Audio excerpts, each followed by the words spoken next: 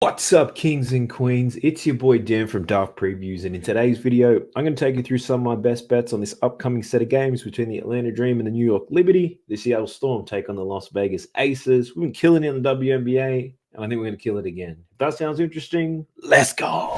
So before we jump into outline and do some analysis, one thing I'd encourage you guys all to do, especially in these playoffs, review the box score from the previous game. If you're anything like me, you've probably reviewed all the previous form. You're aware of the matchups, how it all works.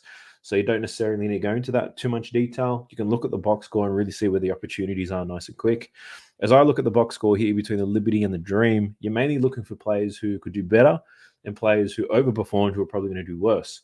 So if we take a look at the Liberty, I can see Brianna Stewart. There's a definite opportunity for her to score better. Missed a lot of easy shots in that first game, shot a pretty low percentage.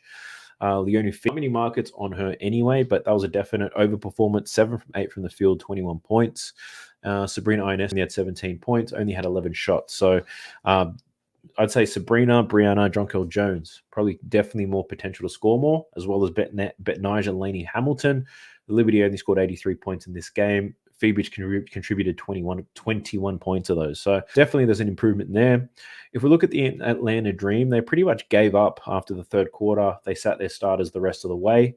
So you could look at it and assume that they could all be a little bit better. But if you think about it, Ryan Howard was okay in the first 3 quarters, 14 points by the third quarter. Her shot percentage is never good anyway. I don't think there's too much upside in her improvement. We've got Tina Charles. She shot 50% from the field. She had 7 rebounds in 3 quarters. Again, that's what you would expect for her given that amount of time. Like a lot of this dream team pretty much played as well as they could have. They're just not good enough. So if we're thinking there's a sweep here and the Liberty can continue to smash them, the starters probably don't play their minutes despite the perceived opportunity to improve. So I've got a few looks just off doing this type of research, but let's jump into outline now. And I'll take you through my looks. So speaking of outlier, not only did they send me this dope hat just for promoting them, but excellent tool. I've got to tell you, I've made thousands of dollars since I started using Outlier in February this year. If you're interested in checking out Outlier, 7-day free trial in the video description below. You will not be disappointed. So getting into the looks for this game, the fun I'm looking at here is Brianna Stewart. So we're going to go back to the well here. I bet on Brianna Stewart. I got hooked. Part of it was my bad because I didn't include her rebounds in the play, but we're looking at over 29 points, 29.5 points and rebounds for Brianna Stewart. Absolutely crushes both her points and her rebounds line in this game. So putting them both together just to run it as a single. Now she finished with 31 points and rebounds in the last game, 20 points and 11 boards. In that last quarter alone, she missed 3 layups and a free throw. And I know that because I was betting on it for 20.5. And we got on the wrong side of a hook, finished on 20. But she easily could have had 25 points in that game is what I'm saying. So I love her points. The rebounds, her lines moved up for rebounds. It was at 7.5. It's now at 8.5. Regardless, I'd still take it all the way up to 10 if you're asking me. I did mention that Leonie Febish, 21 points, only shot that whole game. They're not going to get 21 points from her again in this series. So Brianna Stewart probably going to see more points heading her way. As well, Brina. Now, when I did the preview last time with Brianna Stewart before I made the pick, it was pretty much all about minutes, looking at how she's played against the Dream. If she plays more than 30 minutes, she tends to cover this line every single time. So from the games this season, 35 and 35 minutes, 25 when she played less than 30, 34 when she played 37 minutes, 18 when she played 16 minutes. Then that last game played 32 minutes, finished on 31. So she should see 30 plus minutes again. And then all I'm really asking for her to do is to be a little bit more productive in the 30 minutes that she's on there. There could be an early blowout. She'll still play a lot of the game anyway. So looking to run it back with Brianna Stewart. She owes me a little bit of cash. So Brianna Stewart is my first play. The next one that I'm looking at, staying within this same game, we're going with Jordan Canada. And I'm looking to take her under. If you remember the last video I did when I previewed this game, I was speaking about how I want to take the under on a few players on the Dream team. I was just worried that they were going to get a lot more minutes given it's the playoffs.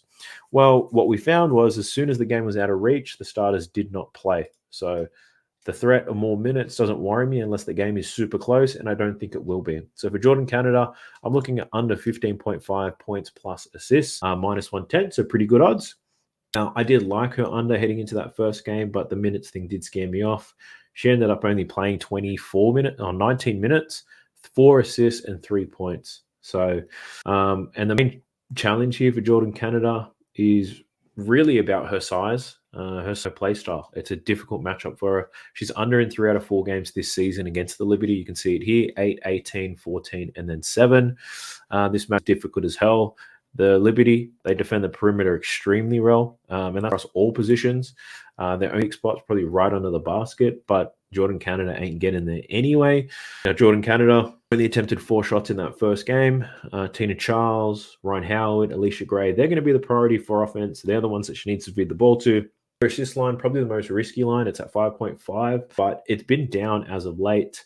I've caught myself betting on her assist line once in the last couple of weeks. It was a frustrating watch because this dream team, they just can't score. Now, throughout these playoffs, we've seen most teams really improve on the defensive end of the floor.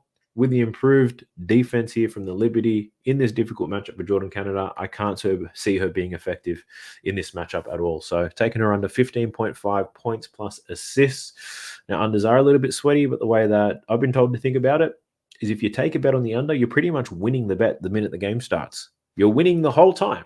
You could just eventually lose it. So Jordan Canada, that's my first play. My second play, the other play that I do have is more of a lean. I didn't take notes on this one, but I was looking to play Tina Charles under her points and rebounds for the very same reason. I'm not sure if I'm gonna bet it as a straight bet. Might add it as a parlay piece perhaps, but yeah, she's under both games against the New York Liberty, her last 2 games against the Liberty, and a lot of that's down to minutes, 22 and 24 minutes. Even though this dream team is missing some size in their front court, the Liberty doesn't have massive size either. So it doesn't necessarily force Tina Charles to play a whole ton of minutes. Hasn't been getting it done in the last 2 against the Liberty. Her last 10, she has gone over 6 out of her last 10. But again, she was playing a ton of minutes in a lot of these games. Up against the Liberty, it's not required. She's not playing these minutes, especially if there's a blowout. I think there's a risk she's not going to get there. She'll be decent. She'll shoot at about 50% of the time, 50% clip from the field. I just don't know getting the full run of opportunities. The only way she gets 35 plus minutes here is if the Dream can hang with the Liberty. And they've already played each other, 4 times this season? 5 times this season now, including the playoffs. And the Liberty have blown them out 3 times. And the other 2 times, one of the games didn't matter. And then the other, well, actually, both of the other 2 games that are close, so the games didn't really matter. So the games that actually mattered to the Liberty, they've blown the Dream out. And I think that happens again. So taking it under in Tina Charles, I think, is a good look too. Pumping the brakes real quick to remind you guys to sign up to my VIP. WNBA has been an absolute cash cow with a net almost 55 units profit in the last 7 weeks. There's only a few weeks left to go for the WNBA, so jump in, grow your bankroll with me until the NBA tips off. In the opening games for the WNBA playoffs, we did make over 5 units profit in those games, and we were so close to hitting this 100-to-1 parlay. We missed it by half a point thanks to Brianna Stewart. Now, I've got a strategy that allows us to bet risky bets just like this without compromising your bankroll. I've also got a juicy parlay for this upcoming set that's going to turn $5 into $2,000. And I've already posted this to all the VIP members, plus my straight bets and all my value plays. I've got a discount code for the first 10 people who join up to VIP. So use the code Brianna when you sign up to get 50% off. All the links for these are in the description below. Let's go. So taking a look at the Seattle Storm versus Las Vegas Aces. And as predicted, the Storm kept it close, but the Aces pulled away late. The Storm are a pretty good team. And unlike the Dream, they can switch gears and they can turn it up. Unfortunately for them, the Aces, they weren't great in that last game either. They only shot 43% from the field, and they do have an extra gear too. Kelsey Plum's their second leading scorer, and she was trash in that last game. And also, Asia Wilson missed her first 6 shots. So a terrible first quarter for her. Now for the Storm, we've got Jewel Lloyd still battling an injury, and by the looks of it, she doesn't have anyone else to pick up the points productions. So the Aces, they do look like they're getting the sweep in this series, but I think the Storm will do everything they can to keep this one competitive. Once again, the Aces will pull away late. So the first look I have in this game, I'm looking to take another under, and we are looking at Jewel Lloyd.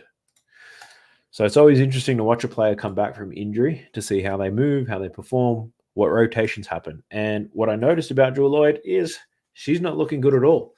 So in her first game back from injury in the playoffs, she was clearly the Aces. They attacked her off the dribble. They attacked her in backdoor actions as well. She only played 26 minutes in that last game, and she struggled from the floor. Take a look at this. 26 minutes. She was only 2 from 8 from the field. She finished with 6 points. The Storm actually saw better production from Jordan Horston. Now that I think about it, let me just quickly check the box score with you guys, and we can go over it. All right, so for the Aces, Jackie Young, 12, 7, and 2. She's been scoring that amount of points for a while now, so I wouldn't say there's an opportunity. She normally gets more assists than 2, though, so you could have a look at that. Asia Wilson, 9 from 21, very aggressive, 21 points and 8 rebounds. You could say that there's an opportunity for more, but they've been running Kia Stokes at the 5, so Wilson's playing the 4, which means less rebound opportunities. There's opportunity for her to score more points for sure. Her line's down to 25.5. The problem is she's gone under the last 2 games against the Storm, and Ezi Magbagor comes back, and that should definitely help them out defensively. Kelsey Plum only scored 2 points. She averages about 16 or 17 on the season. She was 1 from 8. Chances are she bounces back. Chelsea Gray, outperformance from her, 16 points, 7 assists, did a lot of work one-on-one. Tiffany Hayes had 20 points off the bench, and she's been a spark plug for quite some time. So I don't think she scores 20 again, which means there's going to be more shooting opportunities here for probably Kelsey Plum, Asia Wilson. I think they can probably score more. Looking at the Seattle Storm, Gabby Williams did everything she could, 14 points, 8 boards, 2 assists. I don't think there's much room for her to be better in this game, so I would encourage anyone to bet on her props. Nyeka Ogwumike, 13 points, 10 rebounds. Didn't shoot the ball very well at all, so there's probably an upside. You could look at her points prop. Jewel Lloyd, she was terrible, like I was just mentioning, but I think it's mainly injury related, so it might be tougher. Skylar Diggins, she took 15 shots in the game, 33% from the field, 16 points and 8 assists, though. So I do have a look on Skylar Diggins, but the one thing I was calling out there is Jordan Horston. Check that out. She played almost 19 minutes. She had 10 points, 3 from 4 shooting, and she did eat into some of Jewel Lloyd's minutes. So only played 25 minutes, 6 points, 2 from 8 shooting. So definitely better production from Horston. So I have a feeling they'll probably run her a little bit more if Jewel Lloyd, if she's still hampered by this injury, she probably sees less time. So talking about my bet, Jewel Lloyd, I'm looking at under 16.5 points for the reasons I just mentioned. She's still injured. She's a weak link on defense right now. They're targeting her. And Horston was producing. So looking up matchups, how she's played against the Aces, she's either going to kill this line and get 25 to 30 points, or she's not going to get close to it. So this is a no-sweat bet for Jewel Lloyd. I'd forgive you if you don't want to take this bet. I get it. She was the regular season scoring lead last year, so she's capable of putting up big points. But right now, matchup is tough. Just had the injury. I'm not liking what I'm seeing here for Jewel Lloyd, so I do like the under, unless she's had a miraculous recovery. Bit of stuff. Who knows?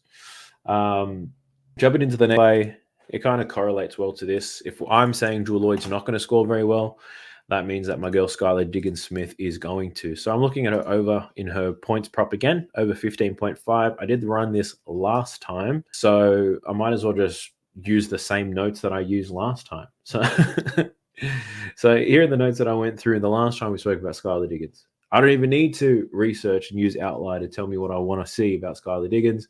She's a scoring machine when she's on the road. Check out these splits at home. 13 points per game as an average. On the road, 17.3. The matchup is a good one. Diggins scores most of her points from the pick and roll, and the Aces are the worst team in the league at defending it. She's had success against the Aces this season. She's covered this line in 4 out of 5 games, averaging 16 points per game. Post the Olympic break, she's been an absolute monster, covering this game in 12 out of her last 16, covering this line in 12 out of her last 16, averaging almost 19 per game. So it's crunch time. In these more different games, Diggins has stepped up. She's covered this line in 2 games against the Liberty, 2 games against the Sun, and in her last 2 games against the Aces. So when the matchup is difficult, Skylar Diggins doesn't shy away and she gets these buckets. On top of all these points, though, she was aggressive in that first game. 15 shots, didn't shoot very well, but she was their best scorer in that game. So I don't see the shot attempt slowing down, but there is an opportunity for her to improve in terms of her efficiency. So I like Skylar Diggins to go over at 15.5 and for Jewel Lloyd to continue to struggle. Now, the other pick, I don't have any notes for this. So similar to Tina Charles, it's more of like, I like it, but I'm not sure if it's good enough for me to bet straight up. But it might be a parlay piece. Who knows? And I'm looking at Chelsea Gray over 17.5 points plus assists.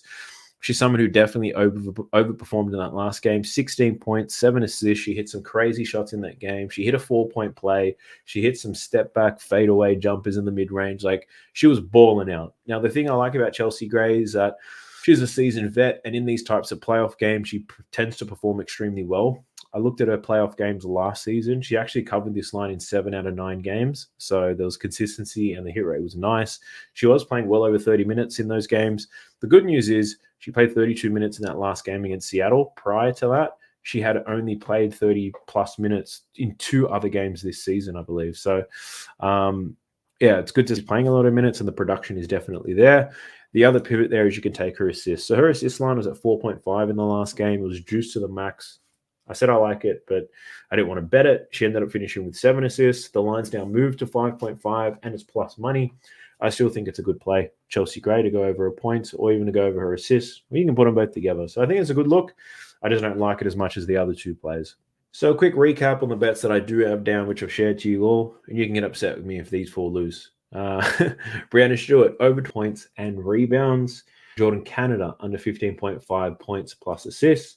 Then in this game, we've got Jewel Lloyd, under 16.5 points, and then Skylar Diggins, over 15.5 points. So those are the main four that I'm running as straight bets. I do have some parlays and all that type of stuff, but I've already shared that with VIP, so feel free to check that out. And remember, for the first 10 people, use the code Brianna. You'll get 50% off your VIP subscription. Grow your bankroll with me because this NBA season is going to be wild. 100 units profit in the NBA last season. I'm so much better now. I'm so much more disciplined now, if anything. My strategy's been refined. I'm hoping to get 150 to 200 units now. I think I can do it, but I just can't wait for the NBA to start to get here. So let me know what your thoughts are. Let me know if you have any of the best bets that you think I've maybe overlooked or that I haven't taken into consideration. Let me know in the comment section, and I'll catch you guys for the next one. Peace.